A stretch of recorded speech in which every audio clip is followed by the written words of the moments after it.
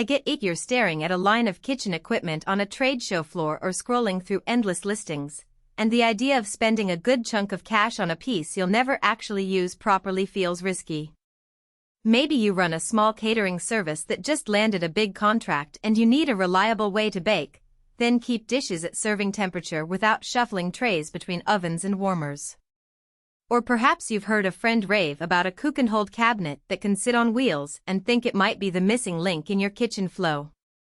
The hesitation is real. You don't want to lock yourself into a bulky machine that eats up floor space, drains electricity, or ends up gathering dust because it doesn't fit your actual workflow. That's the spot I'm trying to help you navigate before you click Add to Cart. Link is in the description if you want to check the product details on Amazon. The Cres Cor 1818DE is marketed as a mobile convection cook and hold cabinet with a top-mounted power unit and a solid-state control system. In plain terms, it's a self-contained unit that can both bake or roast food using convection heat and then hold it at a safe temperature for serving, all while rolling on lockable casters. The first thing I considered is the kind of operation that actually benefits from that dual function. If you're a food truck operator who needs to prep a batch of roasted chicken in the morning, then keep it warm for a lunchtime rush without pulling it out of an oven. The ability to transition seamlessly from cooking to holding inside the same enclosure saves you time and reduces the number of pieces of equipment you have to manage on a cramped truck. For a banquet kitchen that runs multiple service lines, the mobility lets you position the cabinet near the plating area, reducing the distance servers have to carry hot trays. On the flip side, if your primary need is simply to bake a few loaves a day in a static kitchen, you'll probably be better off with a dedicated convection oven and a separate holding cabinet.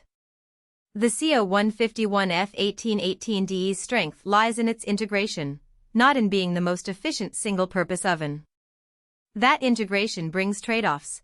The unit is larger than a typical countertop convection oven, and because it houses both cooking and holding sections, you lose the flexibility of adjusting each zone independently as you might with two separate machines.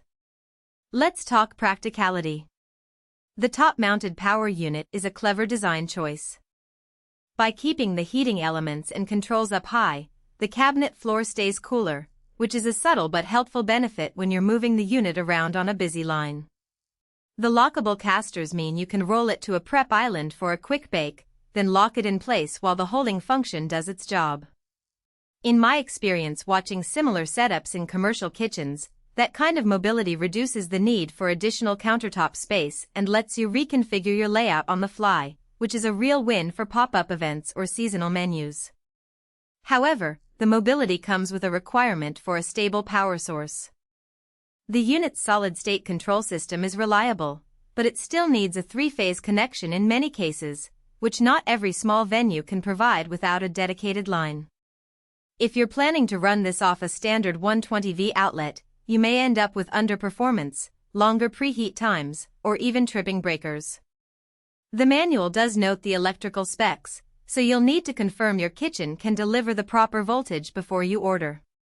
Another practical consideration is cleaning.